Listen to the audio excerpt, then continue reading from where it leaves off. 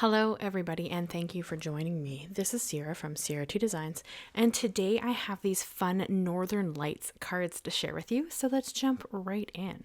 So as usual, I am going to cut down my cardstock. I am going to use a black mat that will be cut to 1/8 of an inch smaller than my A2 base, and then I will be using a white panel for my blending, and that will be cut to 1/2 an inch smaller than my A2 base, giving me a nice thin layer all the way around. I just like that border. You can skip this step if that's not your preference, but I love it, so I do tend that direction.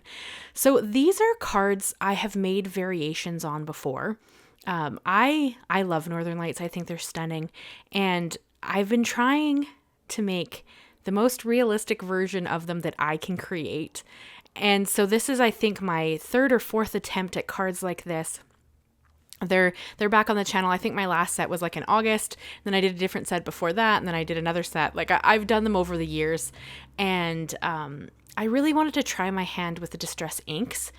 I used oxides in the last few attempts, and I thought that maybe with the inks I would get a more realistic look. I mean, it's still an interpretation, of course, but that was kind of my aim with these. So that's kind of what I'm thinking while I'm creating them. So I brought in my distress inks. I only have the mini inks, so I have to use those because those are the only, I don't own the full size distress ink pads.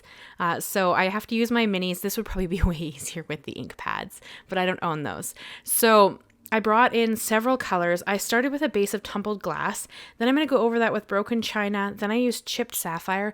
And then around the edges and a little bit in the center, I'm going to bring in black soot. And then for just a touch of green and purple, because the majority of it's going to be blue, but I want a touch of green and purple, I brought in Evergreen, Bough, and Wilted Violet and kind of just worked those in.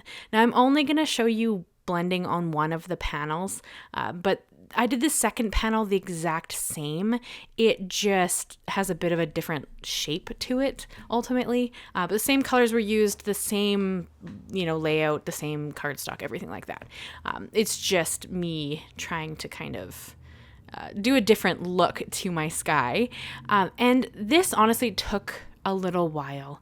I don't lean towards the inks for blending because I find, because they're so much more translucent than the oxides, it takes longer to layer them up. Now you get a beautiful result. I just, I don't want to take a long time with my ink blending. So I tend towards the oxides, but I think that these gave a beautiful look, and I'm really glad that's what I did lean towards for this set, just to see what it would do, to do something a little bit different. Now these are my June challenge cards. If you guys don't know, I run a little challenge in my Facebook group, and every month the challenge changes, and for June it's landscapes. So last month was florals. June is going to be landscapes. So anything with trees, water, desert, meadow, anything like that, sky. I just thought it would be a fun challenge. And so the rules, I'm saying that in quotation marks, the rules to the challenge are that the project has to be made in June, and it has to feature a landscape. Outside of that, there's no rules to it. And I need you to upload the picture to the album that's specific to June, because that is where I pick the winner. Randomly every month, a winner gets chosen, and then they get a handmade project from me mailed to them. It's kind of fun. This is my 4th challenge. So it's been, I think it's been a lot of fun. I hope everybody's enjoying it. So every, beginning of the month, I create a project that kind of embodies the theme to me. And then that's kind of what I'm showcasing in this video. So the Facebook group link is listed in the description if that's of interest to you. The name of the group is literally just Ciara T Designs, because that wasn't my intention when I set it up. But then the group has kind of grown, and we've been doing some more fun things. So it just kind of grew from there. So you just have to request to join. You have to answer 2 very simple questions. They are literally just, where did you hear about the group? And are you going to be respectful to other members? And for the challenge, you can create anything. It can be any project you want. It doesn't have to be a card. You can make a tag, a journal, an ATC, anything you want to make. I mean, paper crafting related generally, but I mean, if you want to do a painting, sure, paint a landscape. So that is the challenge for June. Hopefully you guys are interested. I will leave, the link is always down below to my Facebook group. You can always come and join. It's just a group of people who share crafty projects together. So it's kind of fun. And then I usually do updates there as well if anything's kind of going on for me. And if you noticed, if you've been with my channel for a while, I have a white glass mat in my background. Tell me your thoughts on this. Do you like the white glass mat? Do you prefer the black glass mat that I've had for the last many years in my videos? I have actually recently done a bit of an upgrade to my setup, and you'll see it in my next vlog whenever I get a chance to finish that. I'll show you the changes I've made to my office in that video, but I can now use the white glass mat. You do see a touch of my light in the upper left corner, but I don't really think that's bothersome, so I'm not really concerned about it. But as always, you guys let me know your thoughts, because I am always interested in what you think of my videos and what if you have any comments or concerns or thoughts or tips or anything like that. And then for the cards, we're going to jump back into the cards. I did use some perfect pearls that I keep mixed up to create a bit of a starry background. And then I splattered on some some picket fence paint as well. Just a white paint to kind of add that night sky look. And I like how these turned out. I mean, it's an interpretation. They're not super realistic, which is perfectly okay. But I love how they turned out. And then to give you the idea of sky, I've cut out the Forest Shadows dies. And that's just these really cool 2 sets of trees that kind of give you an idea. So now it's obvious that this is a sky that you're looking at. And I am going to also white heat emboss a sentiment and do a couple more things. But this is just, I don't know. I hope you guys don't get tired of my Northern Lights cards. They all they all look the same, really. They're very, very similar, other than sometimes the material changes, or I did a tri-fold card once with a bunch of layers of acetate. I did another version of it where the trees kind of swung out. This one's a kind of a simpler, more straightforward version, just because I hadn't made one in a while and I wanted to try doing a different a background with a different type of ink, just to see, what would happen. So this is that version. And then for my sentiment, and it's funny, I've actually used this sentiment before on one of my cards. I didn't even think about that until I was looking at one of my older cards, and I realized I used the exact same sentiment. I don't think that's bad. I just thought it was kind of funny, because when I think of the Northern Lights, I think of, I don't know, they're just so bright and mesmerizing, and they shine and they're beautiful. So Shine Brightly just really lent itself towards being a great inspirational card sentiment. So that is what I was thinking when I kind of was building these.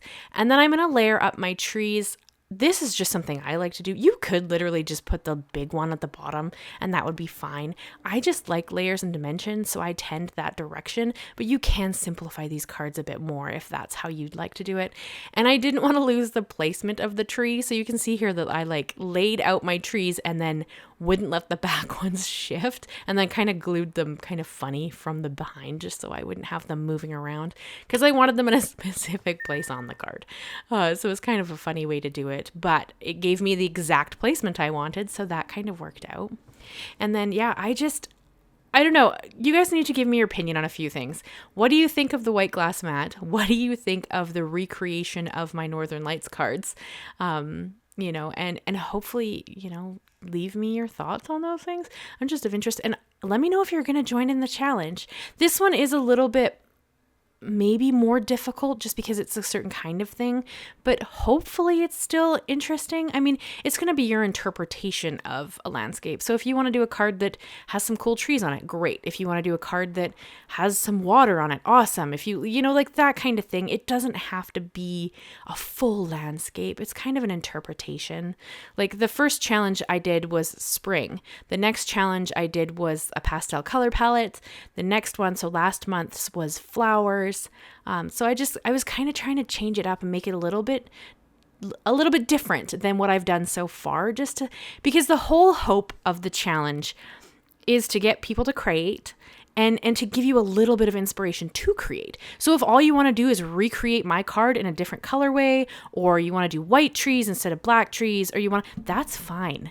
My whole thing is just to help you feel inspired. That is the whole purpose of my channel, is just to help people feel inspired. And hopefully, you took something from one of my videos and used it on one of yours, and that is my goal. So hopefully I'm meeting my goal.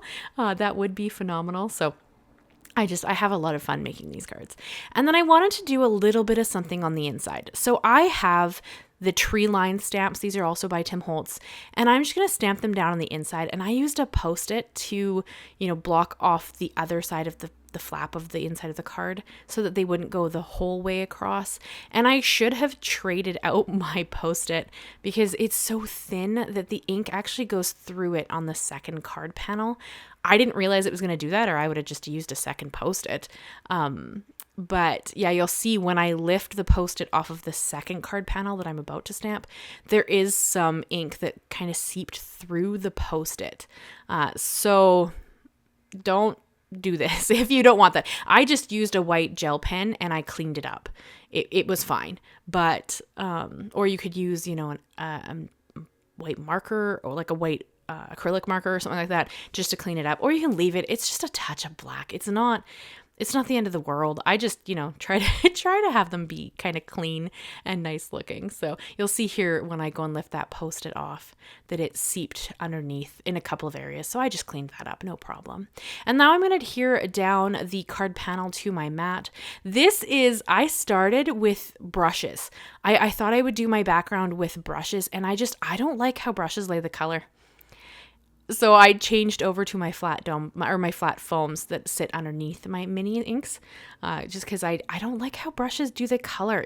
It's probably the least saturated version of it, so it takes way longer to lay any color down, and I don't like that when I'm creating. I want to see progress, and if it's going to take 16 layers, I'm probably going to not keep going. So that's why that blue streaks were on the back of that one card, and thankfully paper has two sides, so I just flipped it over and tried a different tool to lay the ink, and I was way happier with the foams. So, and then I did choose to add just a touch of Big Mama foam tape. This roll is still going. I've had this roll for like 5 years and it's still going. I'm almost at the end of it. I bought a new roll last year, I think, because I was like, I'm going to run out soon. Nope. It's like the roll that just keeps giving. It's so great. I love this foam tape so much because it's only about 1/8 of an inch thick. So it gives you really subtle dimension, but it's so fun. I don't know. I like dimension. And as a person who mails their cards, having it be very subtle dimension is really nice. So I am going to just stick this down on top of the base. And you see that it also has a little bit of leeway there. Like I didn't quite have it lined up how I wanted. And because I haven't actually pressed it down, it had no issue just lifting off and letting me do it again. So that is something that I really appreciate about this foam tape as well. Because I've worked with some that if it touches, you're done. Like it's stuck.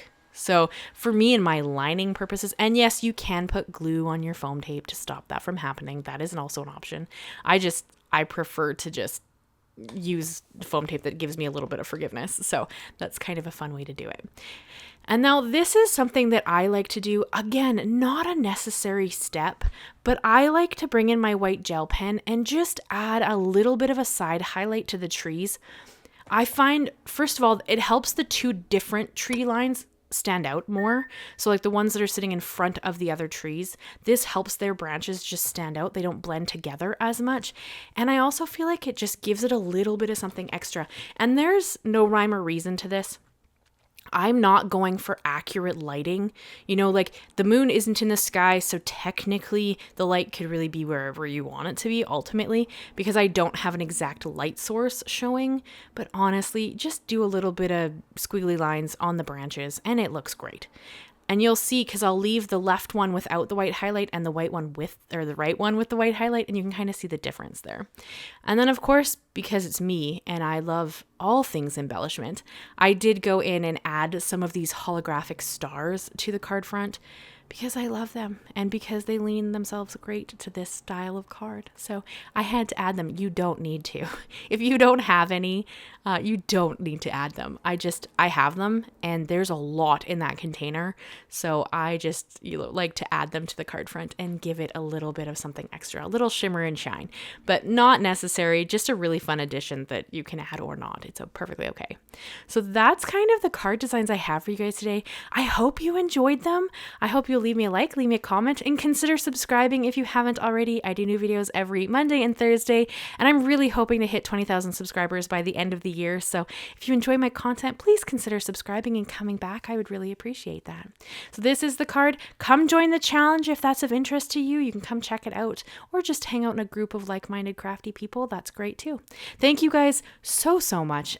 Thank you to my members. You guys are phenomenal. You make this stuff all possible. So I really appreciate that. And I will see you guys again very soon. Bye-bye for now.